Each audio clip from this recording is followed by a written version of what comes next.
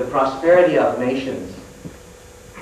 Freedom is a right in this country, isn't it? Everyone is entitled to his personal freedom.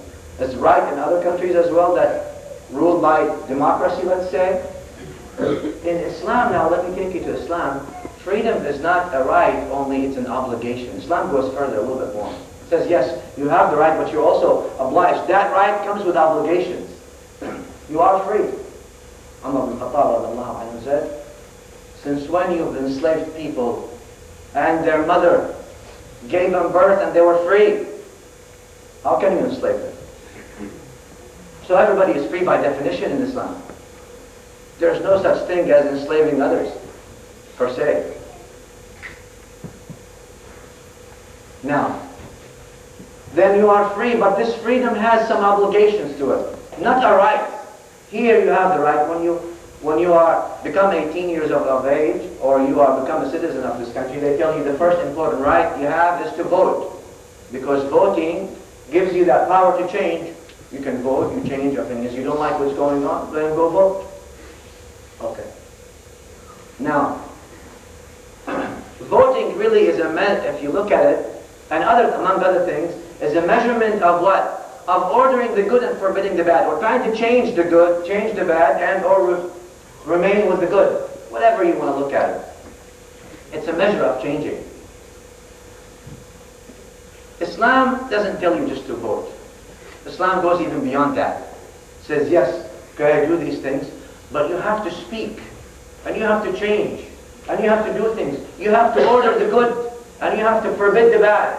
And moreover, the Prophet ﷺ said in a hadith that is sahih, said in the day of judgment, or one of the signs of the day of judgment is what?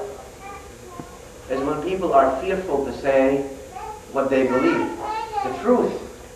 They can't say the truth anymore. One of the signs of the day of judgment. One friend of mine called me a couple of days ago and he was discussing with me the current situation about the war and all these things, and he's afraid about Islam. I told him, if Allah, we don't give examples of Allah, Allah gives us examples, but just to make it closer to your mind. If you have a store or you have an apartment, you have a business, would you take care of that business? You have a family, would you take care of that family? You do everything you can to take care of that business is feeding your family? Because you own it, right? It's your own thing.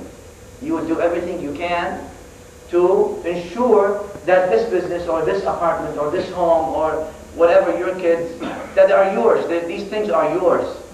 You want to make the best you can to preserve them. Isn't that true? Everybody, regardless of their religion. People are like that. Humans are humans, dear brothers and sisters.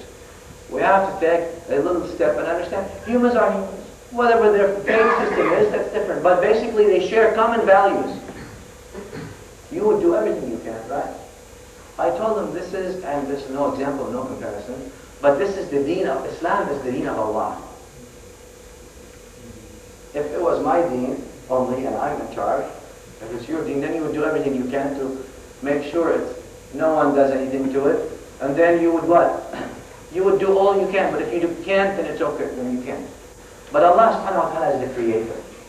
Allah subhanahu wa ta'ala is the Lord of the worlds. Allah Jalla wa ala is the one who protects Islam. Don't worry, I told them, don't worry about Islam. And I tell myself, then I tell you, don't worry about Islam. Islam is the deen of Allah Jalla wa ala. Inna ad-deena inda Allahi Islam. Don't worry about Islam. Worry about yourselves. Let's worry about ourselves. Islam, Allah subhanahu wa ta'ala revealed this deen and made it an obligation upon him Jalla wa ala. وَكَانَ حَقًّا عَلَيْنَا نَصْرُ الْمُؤْمِنِينَ وَلَقَدْ كَتَبْنَا فِي الزَّبُورِ مِنْ بَعْدِ الذِّكْرِ أَنَّ الْأَرْضَ يَرِثُهَا عِبَادِيَ الصَّالِحُونَ. We have, Allah Jalla wa ala says, which means we have written that this earth will be always inherited by our pious slaves. Don't worry about Islam. Islam is in good hands.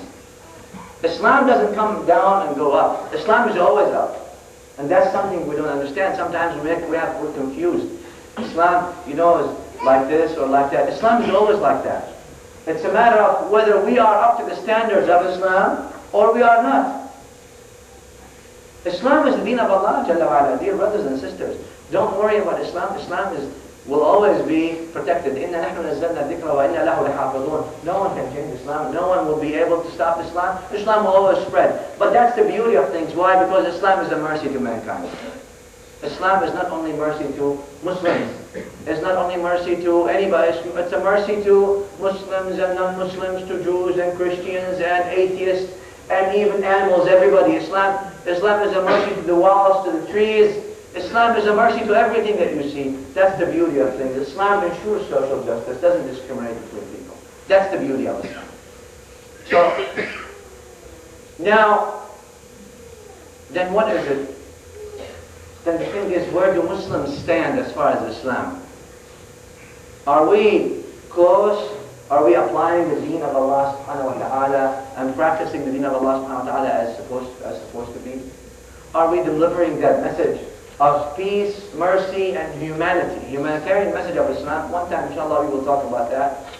About the humanitarian message of Islam to mankind. The prosperity that Islam brings to mankind. To mankind, brothers. I do not preach narrow-mindedness, nor do I preach hatred towards anybody or any sect or any religion or anybody, or anything. Islam is a deen of actually love, mercy, and peace. That's the beauty of Islam. Right. So I said, don't worry about that. Allah subhanahu wa ta'ala takes care of His religion. Let's just worry about ourselves. And everything that happens, inshallah, is to the benefit of Muslims and Islam. Everything. Believe me. Just relax. And so much pressure and so much stress on many people, and that's what Allah subhanahu wa ta'ala takes care of things. We have to take care of ourselves now to be up to the standards. Because if we do good, then Allah will bless us, and if we do bad and evil, then Allah subhanahu wa ta'ala may take us, or may misguide us. You see? And then we are worthy of punishment. Everybody then is worthy of punishment.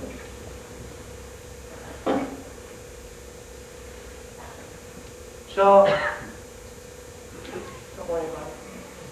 I told them there's more democracy in the back alleys of America than in some parliaments in the Muslim world. Fact.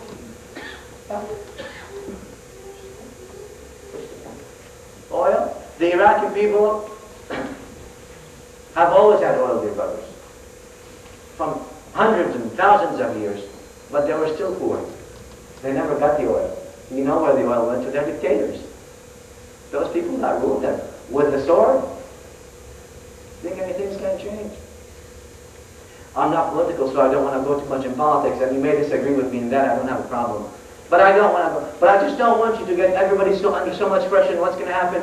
Of course, we don't want anybody to die. We don't want our fellow Muslims to die. We don't want anyone to die.